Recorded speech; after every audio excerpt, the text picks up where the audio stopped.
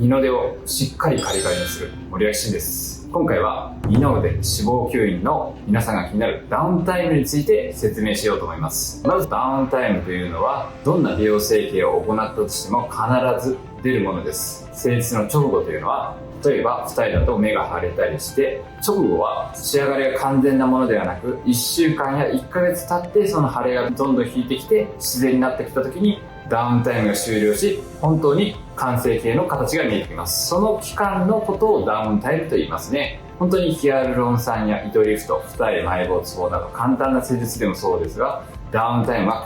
必ず存在します。このダウンタイムをしっかり理解せずに脂肪吸引などかなり大掛かりな手術を行うとそのダウンタイム中というのは非常に不安になってやらなかったらよかったななんていうことを考えてしまう場合があります。このダウンタイムをしっかりと理解して二の腕の脂肪吸引は行うのを強く推奨します。では二の腕の脂肪吸引のダウンタイムで起こりうるもの、一般的なものを紹介していきます。それが腫れ、内出血、痛み、水が溜まる、拘縮、傷跡の盛り上がりです。それでは早速説明していきます。まず腫れと内出血です。こちらに関しては二の腕の脂肪吸引では絶対に出ると思って受けてください。例えば SNS、特にインスタグラムや TikTok などでは写真映えする少量を出して腫れ内出血なし、ダウンタイムゼロなど美容整形で謳っているところもありますが、ああいうのは直後の映え写真を投稿しているだけで腫れ内出血というのはすごい1日程度経ってからじわじわ出てくるものです。そういったダウンタイムゼロ、写真映えを気にして歌うのではなくてしっかりと本当に腫れ内出血はがっつり出ると思って受けてもらった方がいいですね。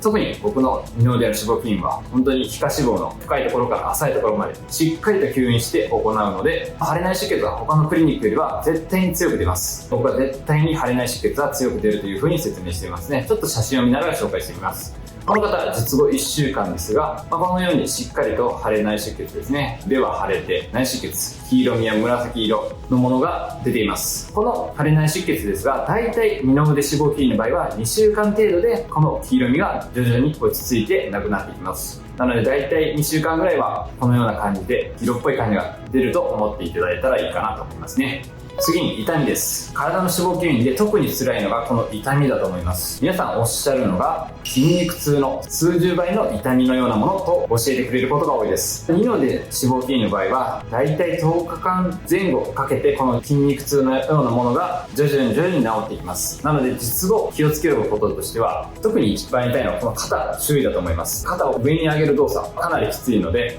例えば荷物を上にあるものを取ったりとかシャンプーをしたりするときは結構大変でいうのは聞きます。また髪を結ぶ動作などもしにくいのでそういったことが1週間から10日間程度はちょっと大変だということは理解して受けるべきですね。術後直後 2,3 日というのはこの痛みがピークになってくるので肩周り、あと腕ですね、こういう動作がかなりきついですね。動作に関しては個人差がかなりあってしっかりと動かせる人もいますしなかなかこの動作がしづらいという人もいます。本当に個人差はあるものですが痛いと思って受けるのが絶対いいと思うのでこちらも筋肉痛の数倍から10倍程度の痛みが脂肪吸引の場合はあると思って受けてもらうのがいいと思います。次に水が溜まるというものですね。二の腕で脂肪吸引をするとこの皮下脂肪のところが脂肪がなくなって空洞になります。そこにすごい炎症反応が起こっているので組織が炎症を抑える細胞を水と一緒に運んでいってそこを治そうとしてくれます。その時に一緒に水も溜まっていっていわゆる滲出液というものが溜まってきます。溜まらない人がほとんどなのですがしっかりとってあげてかなり吸引量が多めの人だと溜まる場合が多いですね。そういった場合はかなり重くなったりとか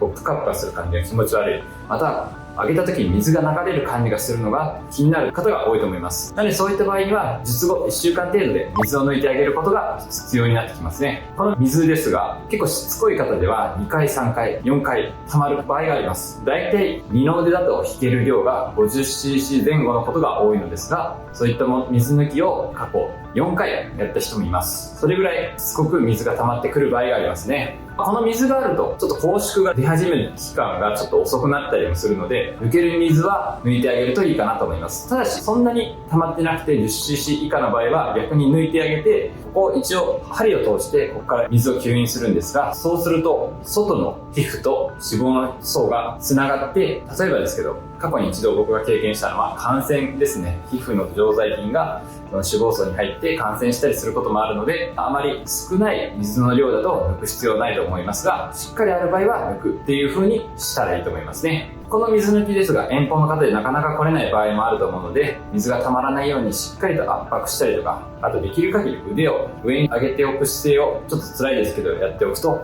この水が体の方に戻っていくので、そういった工夫をして防ぐことは可能だと思います。拘縮ですね。この拘縮はなかなか二の腕も辛いです。拘縮というのは先ほど説明したように、この二の腕、皮下脂肪を取ったところが空洞になります。その空洞のところを埋めようとする反応が一定期間起こりますね。その時に繊維化して硬くなった組織が触れるのを拘縮というふうに言っています。この拘縮ですが、二の腕の場合はボコボコボコついていたりとか腫れて見えたりとかするので、拘縮の期間、術後1ヶ月がピークなんですが、1ヶ月経って3から6ヶ月落ち着いてくることが一般的です。その1ヶ月の時に腕は細くなっているんですが、なぜかボコボコしたりとか左右非対称だったり見える場合もあります。この拘縮ですが、かなり術後のダウンタイムの過ごし方で変わってきます。血流を良くする運動やマッサージをしてあげる、サウナに行ってあげる、お風呂場でさせてあげるなどしてあげると早く治ります。またタバコを吸わないでだとか、しっかりビタミンミネラルを摂る、またはインディバやイントラシュアなど代謝を良くするものを行ってもらったりすると、術後1ヶ月でピークなんですが、かなり早い人だともうすでに1ヶ月で亡くなっている人なども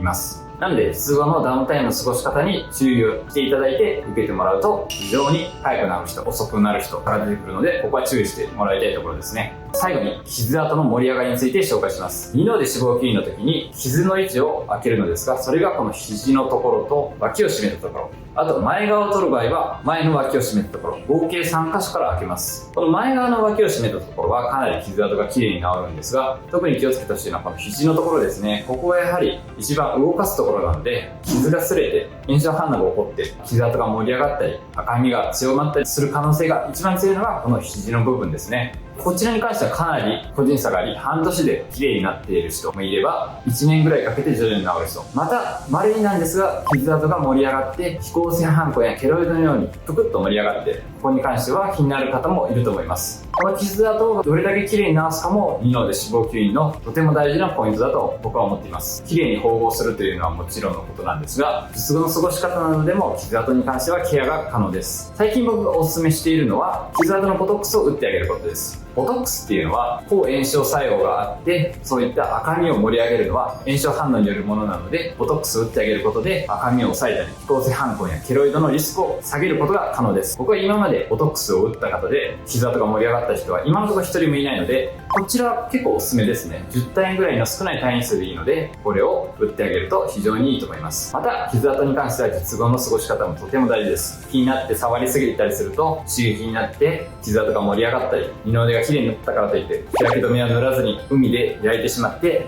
直射日光を当ててしまうと物理的な刺激になってしまって炎症反応が起こり赤みが増します。また保湿をしたり保護テープを貼らないと服と擦れて赤みが増したりします。ビタミン、ミネラル、特に亜鉛系ですね。亜鉛系は傷跡の治りにいいミネラルと言われているので、そういったものを摂取していただいて、ビタミン C やビタミン B 群などをしっかりとってあげると傷跡の治りが早くなります。またタバコなどは非常に傷跡にとっては良くないものなので、そういったタバコは吸わないのはもちろんのこと、タバコを吸う人の近くに寄りつかないというのも非常に大事なことになってきます。こういった術後のケアをしてあげることで傷跡の盛り上がりを防ぐことが可能です。今回は二の腕脂肪吸引のダウンタイムの一般的な経過とその対処法について紹介しました。腫れ、内出血、痛み、水が溜まる、拘縮、傷跡の盛り上がりです。これらは二の腕脂肪吸引の時にダウンタイムとして起こるものなので、そういったところをケアしながら過ごしてください。また施術前にしっかりとダウンタイムやリスクを確認して十分に理解した上で脂肪吸引は受けるのが絶対ですね。今後も二の腕脂肪吸引や包協に関する動画を投稿していくので、チャンネル登録といいねよろしくお願いします。それでは。